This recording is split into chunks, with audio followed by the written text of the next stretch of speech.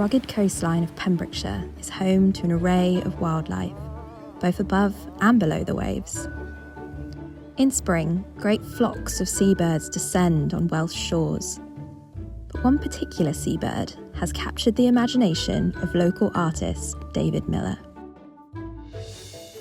So initially it wasn't hard to get pictures at all. They just weren't coming close enough. They'd come and come and come, and then you'd see the little legs then paddling away in panic. So then the decoys came about. It was instant success. It gives them that confidence that there's something in between them and that other creature. So you'd have people saying, "There's a puffin following that man." They just think it's hilarious. I just thought it was doing a really good job, like practical. I've helped people to get really close, and you could see the brightness in their eyes. I've never ever seen, in 20 years of diving Pembrokeshire, never seen so many sand eels. I really hope that it continues to hold its own and that it stays the really special place that it is.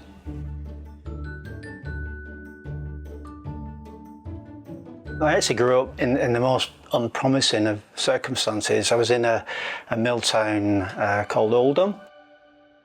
And from an early age, I was really aware of the distinction between that environment and whenever we went out into the countryside.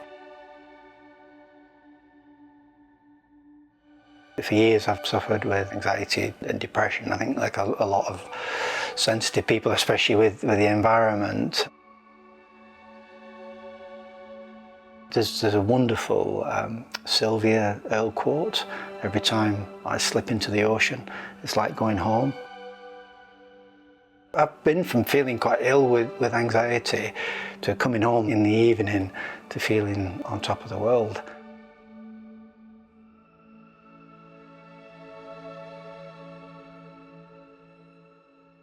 There's magic for me in any studio, but there's more magic on a Pembrokeshire reef. It's like going back in time. You've got the ancient forces. You can feel, however many millennia later, the fire and the ice that have forged this land.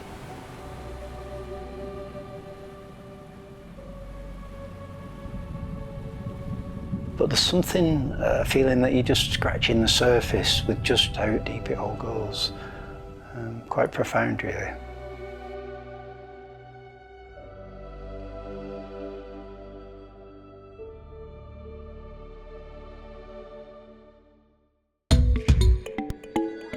My name is Rachel Bigsby. I'm a wildlife photographer and Nikon creator, best known for my work with seabirds from Skomer Island to Shetland.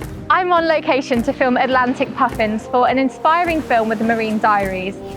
They are telling the story of David Miller, an artist who is inspired by nature to create beautiful works in his home studio. David crafts some peculiar inventions to get him closer to his subject, the puffin, one of the UK's most iconic seabirds. I love seabirds because they are fascinating, resilient and beautiful birds that are vital but sadly overlooked components of coastal marine ecosystems. Photographing seabirds is very special to me, and I feel privileged to do so given that they are one of the most threatened groups of species in the world. I do feel very honoured to gain an insight into their mysterious lives through photography and hopefully capture images that may ignite a new love for the birds in people's hearts. Much like a seabird, I, a photographer, must adapt to the ever-changing conditions faced when working alongside Mother Nature, which is why I use a combination of the Nikon D850, Z9 and Z7 II cameras with a variety of Nikon lenses. I take a lot of inspiration from David, a man who shares his love for nature through his art, and I admire his determination to find novel ways to encourage ethical and responsible interactions with wildlife.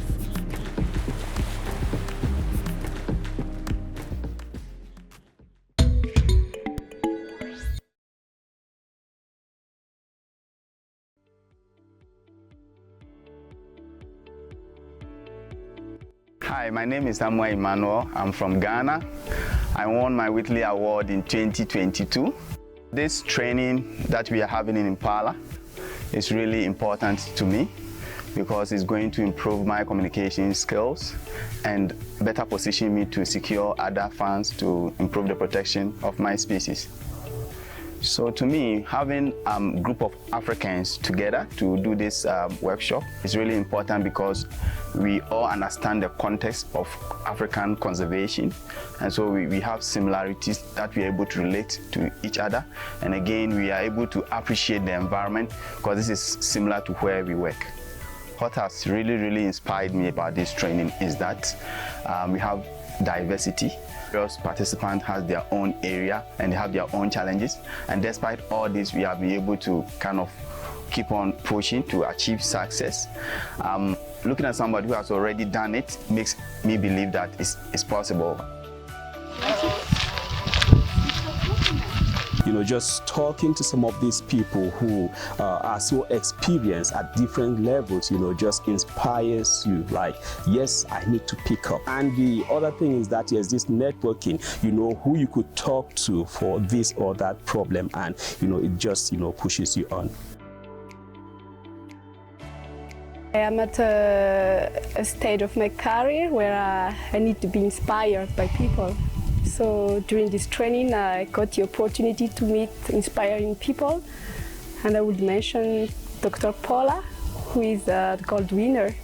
I was so inspired by that amazing woman who is running her own NGO, her own organization, and I learned a lot about how to communicate better about my project, how to fundraise, how to do storytelling. So for me, it was more than the training, it was more meeting with my fellows, the other African leaders, and those inspiring trainers that WFN has brought to us.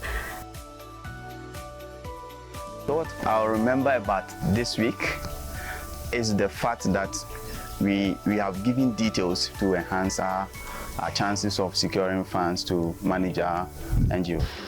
I've learned so many things, you know, from actually putting together like a situation analysis, doing, you know, like going through the whole theory of change, and, you know, bringing people to a setting like this makes it even more practical because we are actually seeing the conservation challenges on the ground and, you know, how these are actually solved. And, you know, I really thought, yes, there is hope and future in what we're doing. And I want to say a big thank you to Whitley Fund for Nature for organizing this marvelous encounter, bringing together all these 4 winners.